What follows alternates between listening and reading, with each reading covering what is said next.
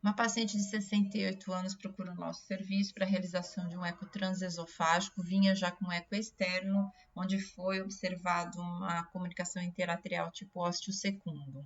Uma paciente pequena, com uma superfície corpórea de 1,52 metros quadrados, apresentava um ventrículo com cavidade normal, com uma massa indexada de 53 gramas por metro quadrado, fração de ejeção pelo Simpson de 78, um aumento discreto do átrio esquerdo. Já que vemos no paraesternal eixo longo, uma observação de que realmente o ventrículo direito é aumentado em relação ao ventrículo esquerdo. No paraesternal eixo curto, também observamos esse aumento do ventrículo direito em meia-lua sobre o ventrículo esquerdo. E no apical, 4 câmaras modificado para o ventrículo direito, pôde-se medir um ventrículo aumentado de grau moderado, com ventrículo basal de 50 milímetros, o médio de 46 e o longitudinal de 75, estresse livre da parede que está aqui ao lado, as imagens de 22,4, esse valor é normal quando é acima de 20, uma fração de encurtamento que avalia a função radial do ventrículo de 50%, também normal, e o TAPS e o S, o TAPS do ventrículo direito e a velocidade do tecidual do ventrículo direito normais, respectivamente de 17 e 12, que avalia a função longitudinal. O volume do átrio direito também é aumentado em 41 ml por metro quadrado, que dá um aumento moderado.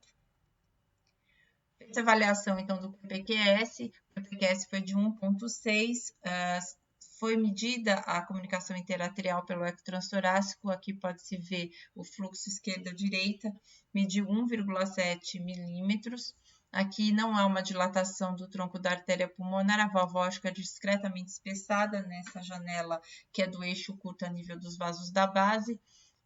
A paciente apresentava uma regurgitação tricúspide com 2 jatos, mais discreta, e pôde-se medir a pressão sistólica da artéria pulmonar em 39 a 40 milímetros de mercúrio.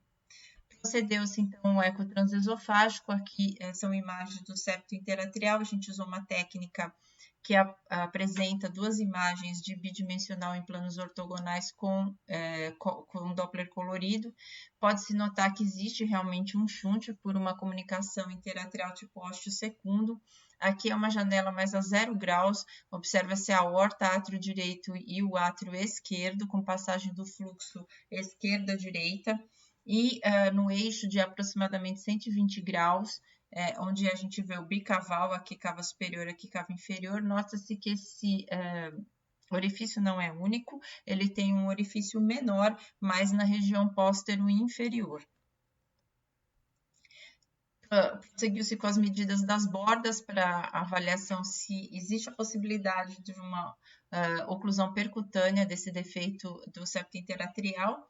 Aqui nós temos em 0 graus, na região da aorta, com a aorta aberta, onde a gente vê a borda da antero-superior da aorta e a borda antero-inferior, que fica mais próxima ao teto do átrio esquerdo.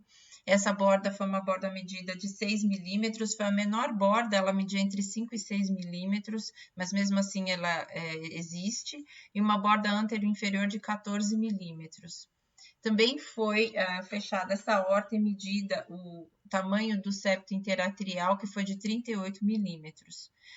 Angulando um pouco e buscando a veia pulmonar superior direita, foi feita a medida da borda da veia pulmonar superior esquerda, que foi de 7 milímetros, e seguiu-se para o plano bicaval, onde pôde-se medir a borda da cava inferior, que é uma borda bastante ampla, de 22 milímetros, e da cava inferior, uma borda menor, que se chegou a medir 6 milímetros, de 5 a 6 milímetros. Pelo tridimensional, essa é uma imagem realizada em bloco de tridimensional, vista do átrio direito para o átrio esquerdo, sem o Doppler colorido e com o Doppler colorido. Anatomicamente, se visualiza muito melhor essa comunicação interatrial tipo osteosecundum, mostrando que realmente ela é mais superior e inferior, ela é próxima à veia cava superior, E nota-se que ela não é simétrica, ela na verdade tem um aspecto elíptico.